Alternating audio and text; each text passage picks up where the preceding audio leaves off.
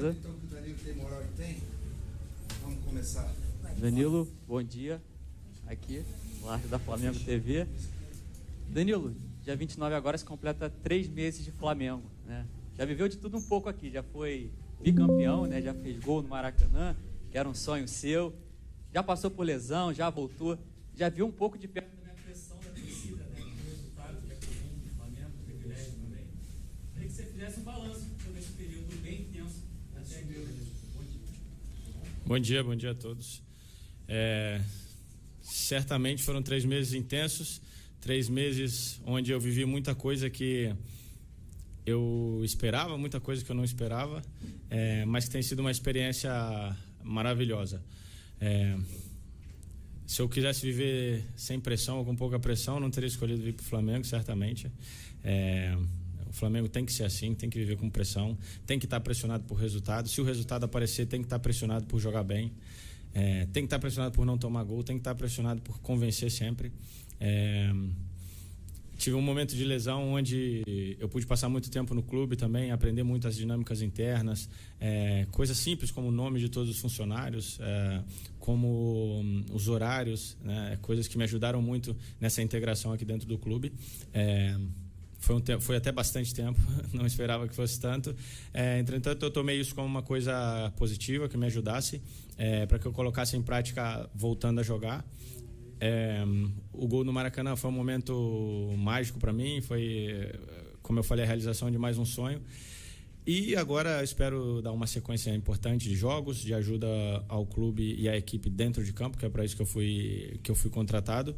E espero que a gente possa já, no próximo final de semana, coroando esses 3 meses, conseguir uma vitória importante para o Campeonato Brasileiro e para a sequência do ano. Oi, Danilo, boa tarde a todos. Flávio Vinick, do SBT. Queria que você falasse da importância desse jogo, de uma vitória. O Campeonato Brasileiro é um campeonato longo, pontos corridos, mas já existe uma pressão pela liderança, que o Flamengo acabou perdendo e tem a oportunidade de recuperar, não depende só dele, mas já entra tendo que vencer, já com essa pressão no domingo no Maracanã, contra um tradicional adversário, o Corinthians. É bonito. Mais limite no cartão de crédito para curtir a folia? Vem que eu te conto. Bonito, né? Entrar para vencer e para que a gente possa retomar a liderança, né? A gente fala muito em pressão, como eu falei agora na resposta anterior, e ainda bem. E é uma pressão para que a gente possa ser líder do campeonato, para que a gente volte a ser primeiro. Então, essa é uma pressão maravilhosa, é um privilégio, certamente. E, como eu falei antes, jogar pelo Flamengo é isso, né? É essa pressão por resultado, por vencer, por estar em primeiro. E a sequência do ano passa sempre pelo jogo seguinte, né? O jogo seguinte é o jogo contra o Corinthians, no Maracanã, onde certamente vai ter um ambiente maravilhoso, onde certamente a equipe vai entrar com motivação máxima para poder conseguir o resultado. E a importância é a mesma importância de cada jogo, né? O que eu tenho falado aqui é que o nosso objetivo, o nosso foco, né? A nossa prioridade é sempre o jogo seguinte, independente da competição. Acho que é esse o pensamento que a gente tem que seguir trabalhando aqui dentro. Danilo aqui no meio, Thiago Lima do GE. Boa tarde. Você jogou muito tempo no Santos. Imagino que você tenha enfrentado bastante o Corinthians. Primeiro, eu queria saber se tem algum jogo marcante seu contra o Corinthians, que você lembre. E uma segunda pergunta, o Corinthians tem um jogador renomado que é o Memphis, está fazendo sucesso aqui. Você já enfrentou ele uma vez, se não me engano, no Juventus e Lyon, em 2020. Como é que marca um jogador desse nível, Danilo? Quais os atalhos que tem que ter? Obrigado. No Santos eu joguei 1 ano e meio, né? Parece que foi muito tempo, né? Porque foi muito intenso, né? Foi uma experiência maravilhosa, foi muito intenso, foi marcante para a minha vida. Mas foi 1 ano e meio, onde eu vivi de tudo e foi maravilhoso, lembranças incríveis. E tive vários jogos contra o Corinthians, sim, certamente. Mas um jogo que foi bastante legal, assim, foi o primeiro jogo da final de 2011, né, do Campeonato Paulista, onde foi um empate, mas foi um jogo grande, foi um jogo que foi importante para a gente poder direcionar a conquista do título daquele ano, fazendo um empate naquele primeiro jogo e depois a gente venceu na Vila Belmiro. Mas o que me deixou mais marcado naquele jogo, apesar de tudo, foi ter tomado um cartão amarelo injustamente. E aí eu perdi o segundo jogo. Foi um lance com o Paulinho, assim, bem na beirada do campo, onde a falta era para mim, não para ele. o Tite reclamou, o Tite era treinador do Corinthians, reclamou com a arbitragem e eles me deram amarelo. E eu fiquei suspenso daquela partida. Mas foram vários embates contra o Corinthians, é sempre bonito jogar contra uma equipe como eles. E quanto ao Memphis, certamente é um jogador de uma qualidade acima da média, vem demonstrando isso, né? Já demonstrou isso durante a carreira dele, certamente demonstrou que tinha muita qualidade.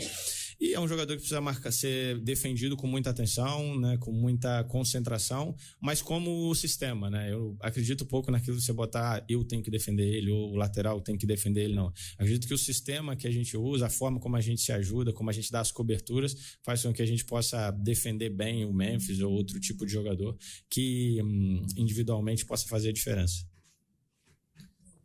Danilo, bom dia. Keloy Ferreira, do Jornal o Globo. Você acabou de voltar agora, depois de 2 meses de lesão, voltou, jogou super bem contra a Juventude e a LDU, e você fala sobre ter usado esse tempo para poder não só conhecer o clube, mas também se fortalecer fisicamente, né? Eu queria te perguntar como é que está sendo essa readaptação física ao futebol brasileiro, depois de 12 anos na Europa, e como é que você se preparou nesse período para poder engatar essa sequência no restante do ano. Tá confiante? Tô confiante porque não aguentava mais ficar na maca, na academia. Como eu falei, fui feito para estar em campo, para jogar, para colaborar em campo, né?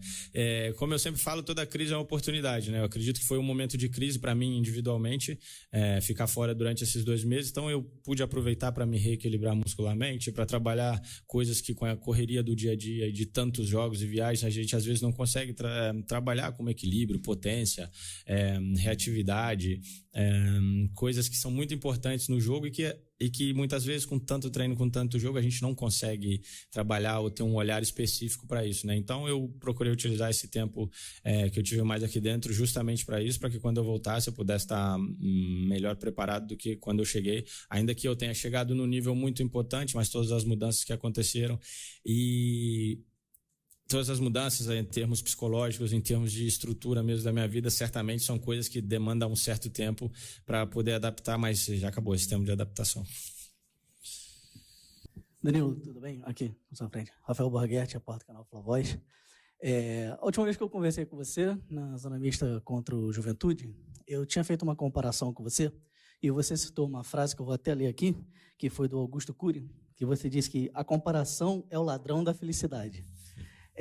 Mas eu não consigo não te perguntar, e sem fazer uma comparação, do momento defensivo bom que o Flamengo está vivendo, mas, em contrapartida, no ataque o Flamengo não está conseguindo ter todo esse sucesso.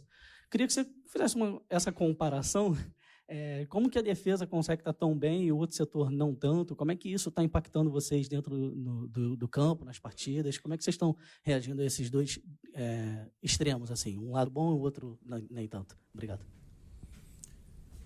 Cara, é difícil assim ter uma clareza nessa resposta, porque primeiro que defender, não você fala, a equipe está bem defensivamente, mas não tem a ver só com os zagueiros, ou só com os laterais, ou com o primeiro meio-campista, né? É todo um sistema que funciona, que trabalha, que faz a pressão, que direciona o jogo do adversário, que faz com que a gente possa estar preparado para roubar a bola o mais alto possível, para que a gente possa não sofrer gols.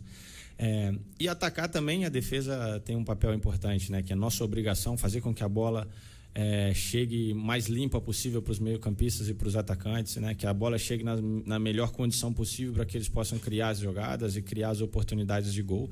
Então é todo um trabalho conjunto.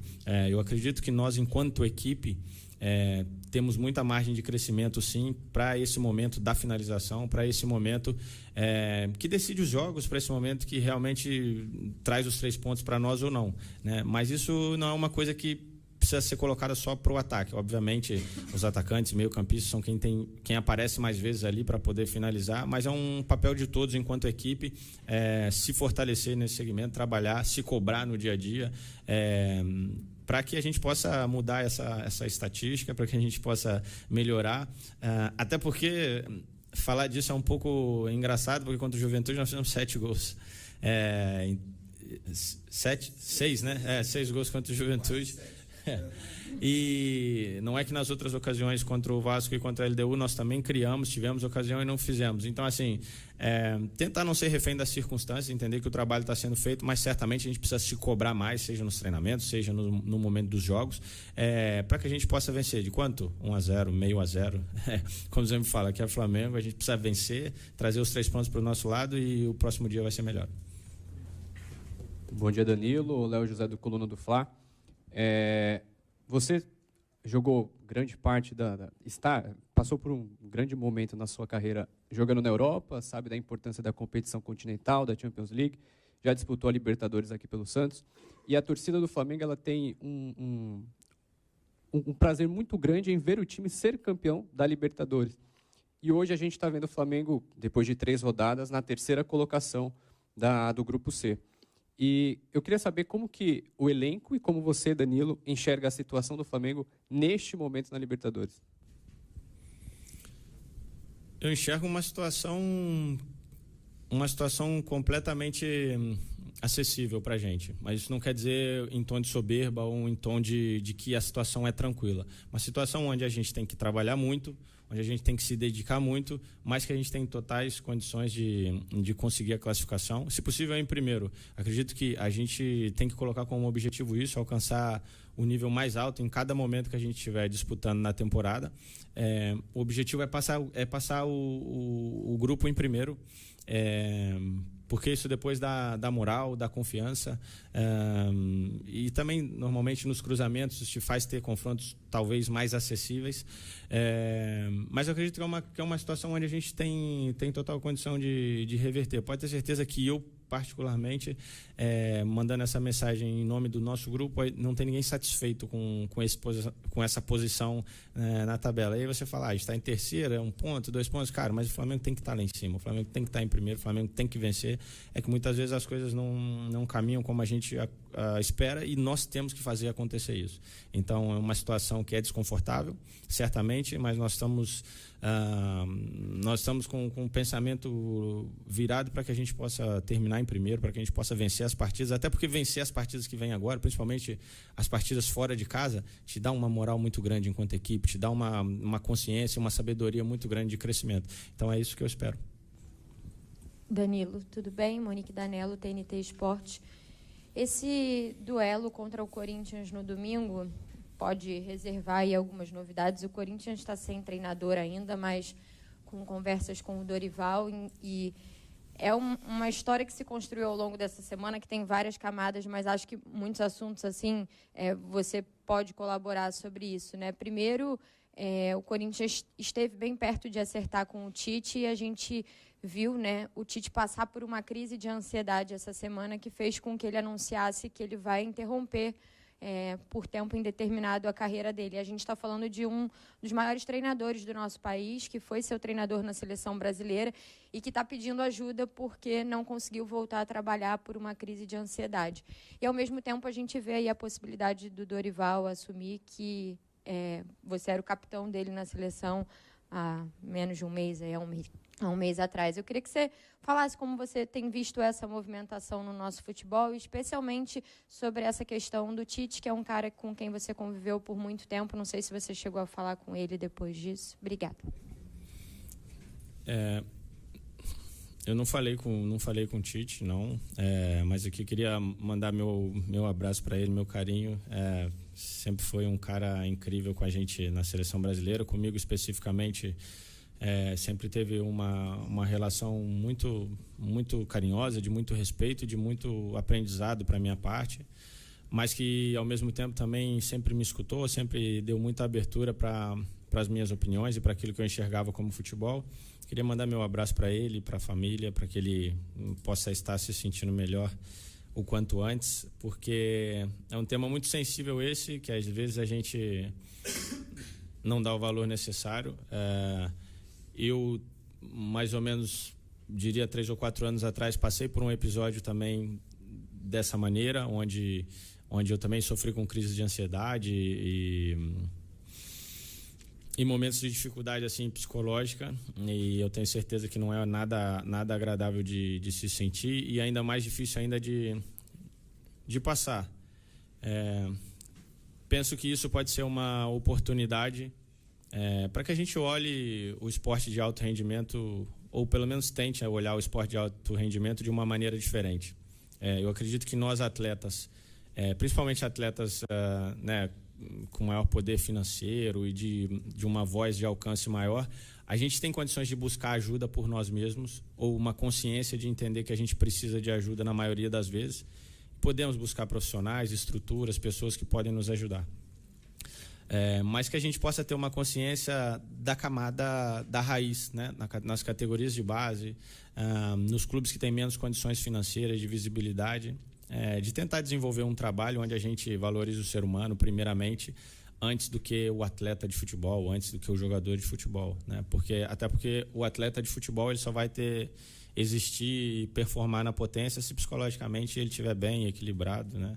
E isso é um problema, né, que não afeta só o futebol nesse momento, é um problema que afeta a nossa sociedade em si, é uma sociedade extremamente ansiosa, extremamente preocupada, e que a gente possa servir como alerta para a gente encontrar mecanismos de dar voz e visibilidade para as histórias boas, né, para dar suporte para as pessoas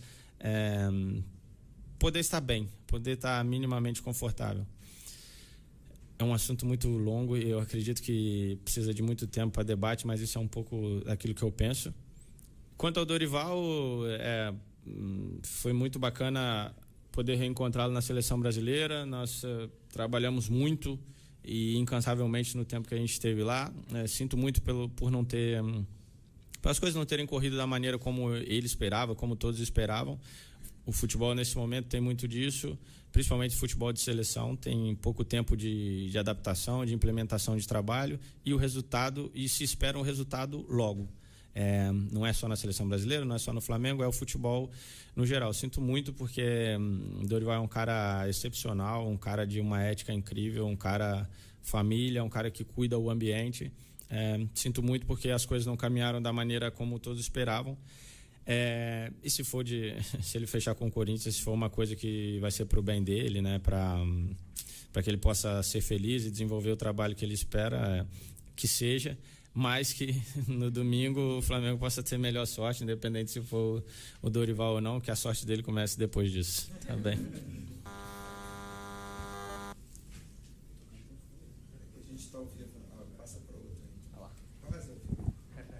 Danilo, bom dia, boa tarde já.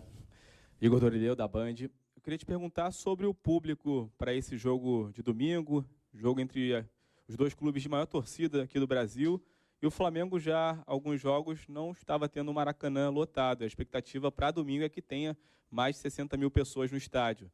Faz diferença ter o estádio lotado para vocês que estão ali dentro de campo? Pô, essa pergunta aí, com certeza, cara. Claro que faz diferença, né? Primeiro que é o Maracanã, a torcida do Flamengo, cara, se aquilo lá estiver cheio, eu já me arrepio todo quando eu chego lá, já sei que tá cheio, entendeu? É diferente, não tem como, é uma sensação diferente, é uma sensação única. Principalmente um jogo contra o Corinthians, as duas maiores torcidas do Brasil, cara, eu quando era criança, se me perguntasse que tipo de jogo que eu queria jogar, que eu gostava de assistir, era isso, entendeu? Então, domingo eu acredito que vai ser um dia muito, muito bonito, uma tarde especial, poder ter o Maracanã cheio, ter o apoio da torcida do Flamengo, ter um jogo do tamanho de Flamengo e Corinthians, com todos os ingredientes para que seja uma tarde bacana, e como eu falei, que seja com vitória do Flamengo, mas a importância da torcida do Flamengo é inegável, e que ela esteja dentro do Maracanã e lotando o Maracanã certamente é um ponto muito positivo para a gente. Danilo, tudo bem? Aqui na frente, boa tarde. Gabriel Orfa, canal Paparazzo Rubro-Negro, revista Placar. Danilo, eu queria voltar um pouco no jogo da LDU, queria saber um pouco de você, dos bastidores, como é que foi um jogo na altitude. A gente estava lá em Quito, sabe que é mais difícil para respirar. O Felipe até falou na coletiva que o Bruno Henrique precisou usar o tanque de oxigênio. Eu queria que você falasse um pouco dos bastidores, como que vocês reagiram a essa questão da altitude. A gente sabe, claro, que é mais baixo do que La Paz, onde o Flamengo jogou no passado, mas como foi para vocês, além de um adversário difícil, que é a LDU, como é que foi essa questão da altitude na visão do jogador? Obrigado. Cara, eu poderia ser um pouquinho político e te dar essa resposta aí, mas, jogar na altitude é ruim pra caramba. É muito ruim, cara. É muito ruim. Em termos, né, de respiração, de tudo isso, cara, é muito difícil, é muito diferente. Cara, se você sobe uma escada um pouquinho mais, fica tonto, cara, você não tem a lucidez que se costuma ter aqui embaixo. Cara, fisiologicamente é horrível, assim, é horrível mesmo, é uma coisa muito ruim, assim. Se eu pudesse não jogar nunca mais na altitude, eu já te digo que era o que eu queria. Depois, a velocidade da bola, sabe? É uma loucura, assim. Você faz um passe daqui até ali, parece que você chutou pro gol, a bola vai muito rápido. Sabe, tô tentando falar de uma linguagem assim que talvez as pessoas entendam melhor, porque às vezes a gente vem aqui e fala de um jeito que, meio gourmet, né? Então é isso mesmo, cara. Você vai tocar daqui até ali e a bola sai numa velocidade incrível. Você vai fazer uma mudança de direção, um pique, cara, se fica tonto, não consegue entender bem o que está acontecendo. Então, cara, é um jogo muito diferente e muito difícil, né? Precisaria de mais tempo de estar lá, de adaptação e tal, para você poder conseguir tá bem, né? Lúcido para jogar 100%. Dito isso, o jogo é muito diferente, é muito ruim, mas dito isso, também a gente tinha que ter ganho o jogo. Eu acredito que a gente poderia ter feito, não melhor, mas a gente poderia ter vencido o jogo, né? Então, que fique como um aprendizado. Para nós, enquanto grupo, enquanto equipe, que a gente tinha condições de vencer. Quer dizer que a gente não fez o nosso máximo? Não. Mas quer dizer que a gente tem um espaço aí de crescimento para a gente poder vencer esse tipo de jogo que é extremamente difícil. Tá bom? Danilo, boa tarde. A gente está ao vivo aqui no Sport TV, no Taon. Você falou, né, toda a dificuldade de jogar na altitude. O Léo Pereira, por exemplo, acabou sendo poupado dessa partida, alguns jogadores não foram. E aí depois o Felipe Luiz até admitiu a possibilidade, com a volta dele, de fazer uma formação ali atrás com 3 zagueiros. Não é uma novidade para você, mas como que seria essa formação, mesmo com a zaga do Flamengo vem funcionando, o time levando poucos gols, mas se você já conversou com ele, se vocês conversaram sobre isso ou ainda está no campo das possibilidades, e como seria? Obrigado. Cara, não conversei com o Felipe sobre isso, né? Com ninguém, assim, a gente não falou isso internamente. Mas se ele resolveu usar 3 zagueiros, quer dizer que eu acho que eu vou jogar melhor ainda. Mas, brincadeira à parte, assim, eu acredito que o Flamengo tem zagueiros hoje de um nível muito importante. Para mim tem sido muito bacana compartilhar momentos, né, com os 2 Léos e também com os meninos, com o Cleiton, com o João. Poder passar aquilo que eu aprendi, né, e aquilo que eu tenho de entendimento de futebol, e também poder aprender com eles, porque eu acredito que a juventude te dá uma coisa que os anos de estrada vão te tirando, que é talvez às vezes um pouco de empolgação, um pouco de senso de fazer as coisas sem pensar muito, sem essa extrema responsabilidade. Mas principalmente falando do Léo Ortiz e do Léo Pereira, são 2 jogadores que alcançaram um nível muito importante de futebol. Seja defensivamente, com consciência de espaço, com consciência de controle, né, da zaga em si, seja com a bola no pé, de construção das jogadas, de responsabilidade por construir as jogadas e fazer com que a bola chegue de uma maneira limpa e importante para o pessoal da frente. Então acho que a briga aí é bacana, eu tô preparado para poder lutar com eles dia a dia, mas eu tenho certeza que isso só engrandece o Flamengo, o elenco, o trabalho que vem sendo construído. São 2 caras que eu tenho uma admiração grande. Tá bom. Boa tarde. Você fala muito sobre sistema, né, sobre o sistema defensivo como um todo, a equipe, o coletivo, mas a gente também precisa falar sobre os seus números individualmente. E desde que todas as vezes que você foi titular com a camisa do Flamengo, o Flamengo não sofreu gol e não perdeu até agora. A que você atribui isso individualmente falando, Danilo? Obrigada.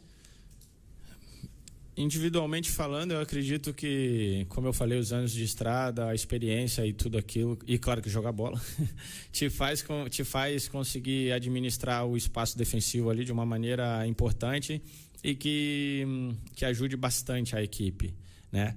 Mas mesmo fazendo essa analogia de que quando eu joguei o Flamengo não sofreu gols, venceu e não sei o quê, é impossível falar disso de maneira individual, porque, por exemplo, nesse jogo agora da LDU, eles me deram o prêmio de melhor jogador da partida, mas eu não merecia. Quem merecia era o Ayrton, por exemplo, ou o Eric, porque fizeram uma partida incrível. Eu já te digo, se o Ayrton Lucas não tivesse no nível que ele teve nos duelos individuais, a gente não tinha nem empatado a partida.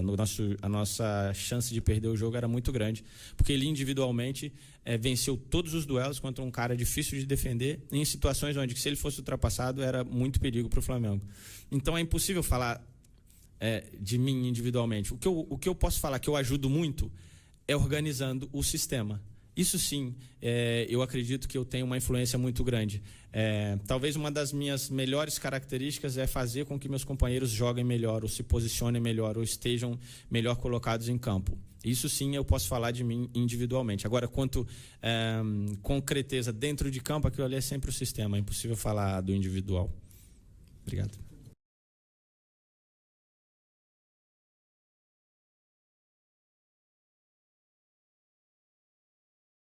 Dani, aqui, boa tarde, Isabelle Costa, Canal Gold.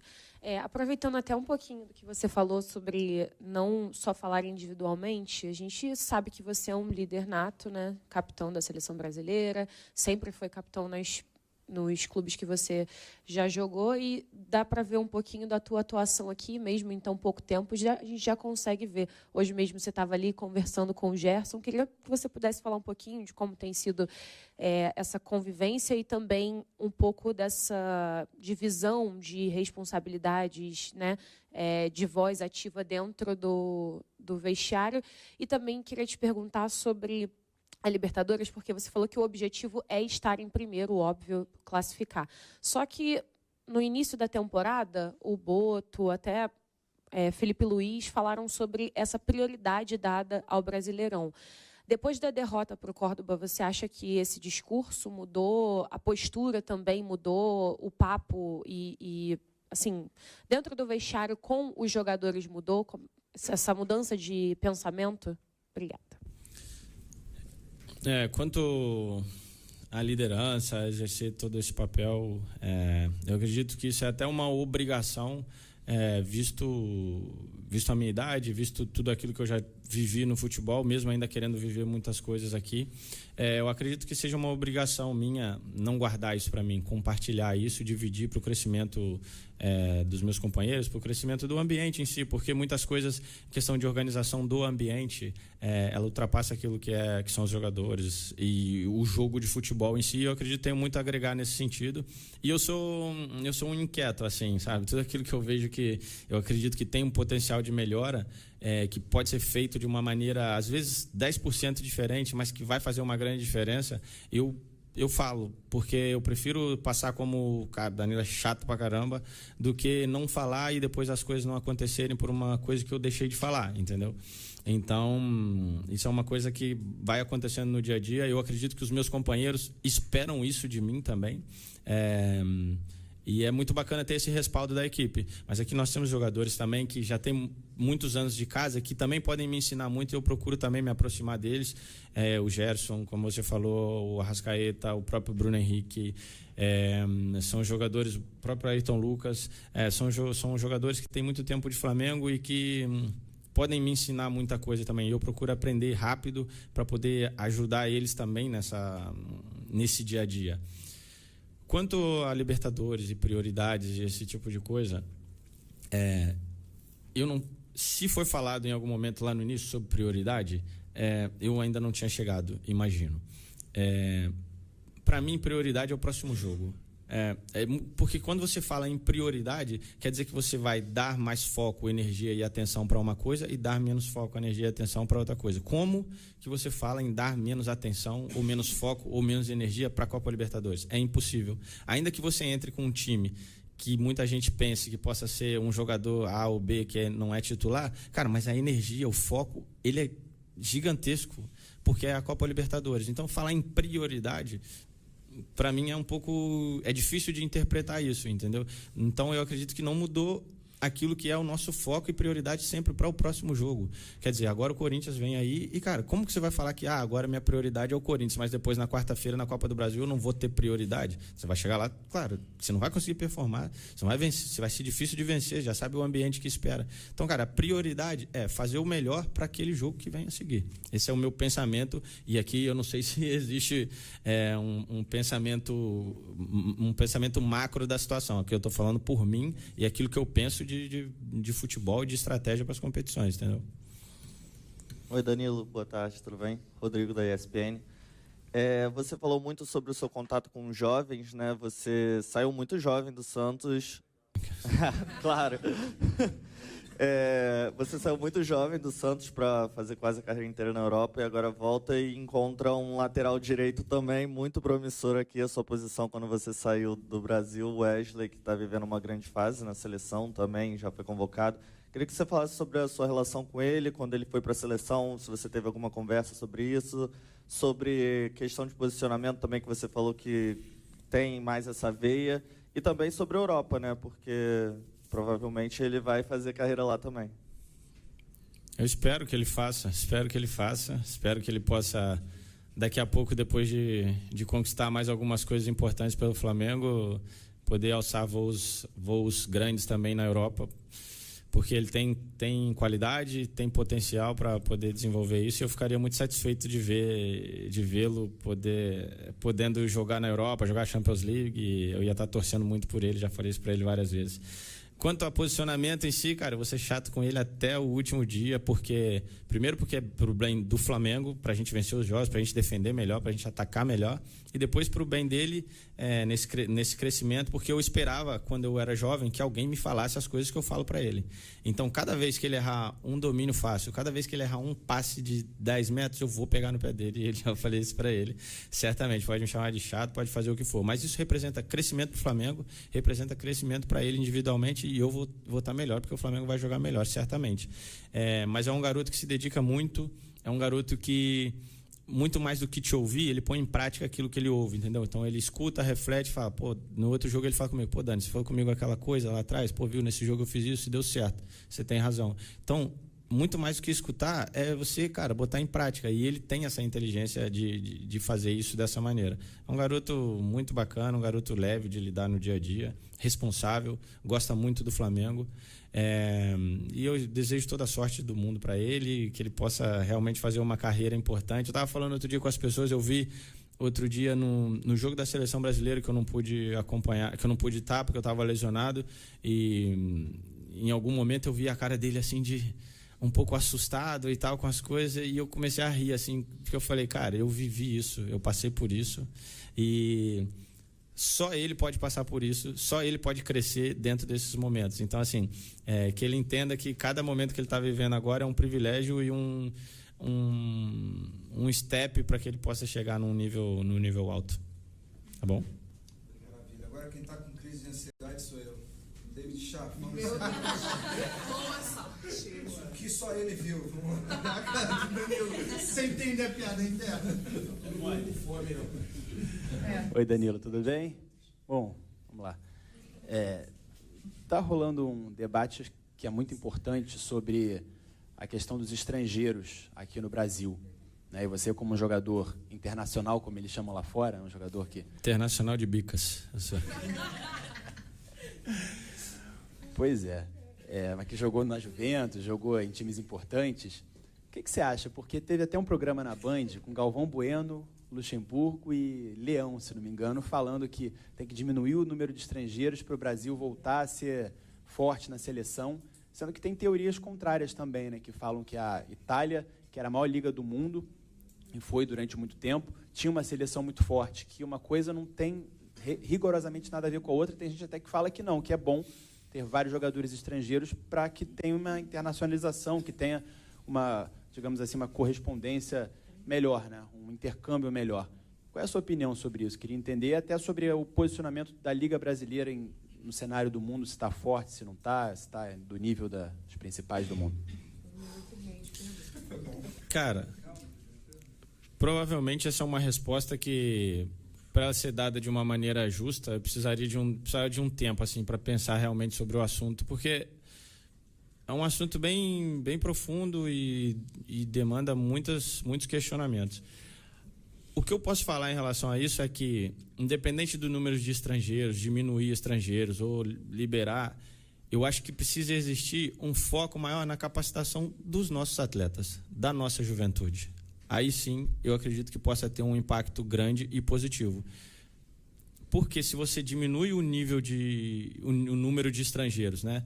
Em teoria, abrindo espaço para mais jogadores brasileiros. Mas se você não investe na capacitação desses atletas, cara, vão chegar atletas no profissional, no time principal, que não estão preparados e que não vão crescer e se desenvolver como atletas de alto nível. E aí, faz sentido você trazer estrangeiro para os clubes, para vencer, para poder ter marketing, para poder ter todo esse tipo de coisa.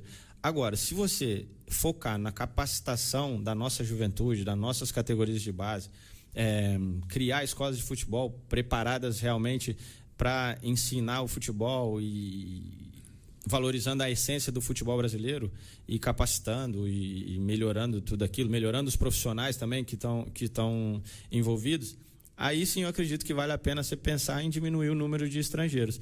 Mas você ficar falando só do problema e não falar da possível solução, não ser construtivo, eu acredito que é chover no molhado, é só conversar para criar polêmica, criar debate vazio, entendeu? Eu acredito que é mais ou menos isso que eu penso, mas é uma resposta que precisaria de um tempo maior para ela ser melhor elaborada, mas assim, rapidamente, é isso que eu penso.